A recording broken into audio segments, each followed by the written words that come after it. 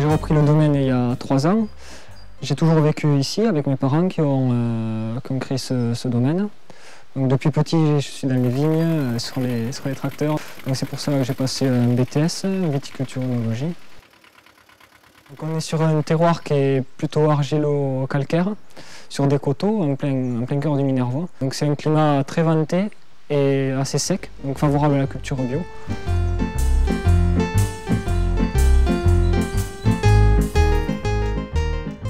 Voilà, le domaine s'étend sur 5 hectares de vignes, donc ce qui est assez petit pour le secteur. Je ne me suis pas orienté vers une très grosse production, c'est pour ça que j'ai voulu valoriser les produits en mettant mes vins en bouteille, voilà, en ayant peu de vignes bien entretenues et qui dégagent un meilleur revenu au final, en vendant directement les vins au domaine ou en vente directe par correspondance.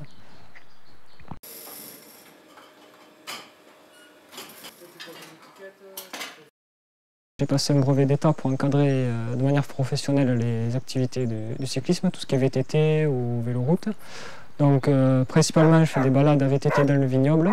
Ça permet de découvrir le vignoble d'une manière beaucoup plus agréable. Et après on rentre à la cave pour faire visite de la cave et une petite dégustation de produits locaux avec les vins du domaine.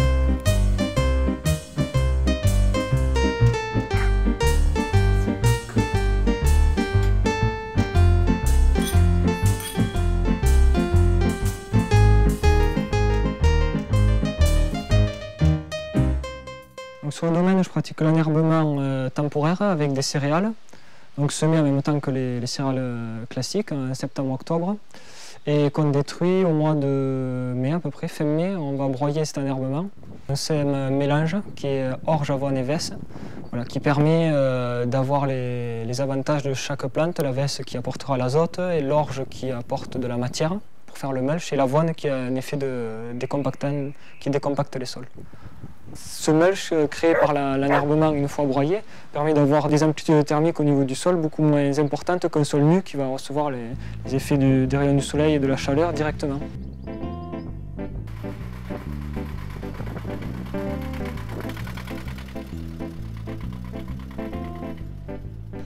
Donc aussi un des gros avantages des semis dans les vignes, c'est qu'au moment des pluies de printemps, ces pluies vont rester, l'eau va rester sur la parcelle.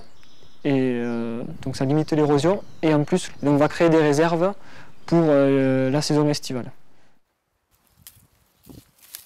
Grâce à l'enherbement, on a une faune dans la parcelle avec des auxiliaires comme les coccinelles par exemple ou des petits phylodromes, des petits insectes qui vont permettre de lutter naturellement contre les ravageurs de la vigne et ça permet de garder un équilibre, ce qui est très important en bio. Donc pour améliorer et pour aider la faune auxiliaire, on a placé aussi des nichoirs autour des parcelles donc, qui sont occupés principalement par des mésanges, donc ça permet de réguler les insectes dans les parcelles.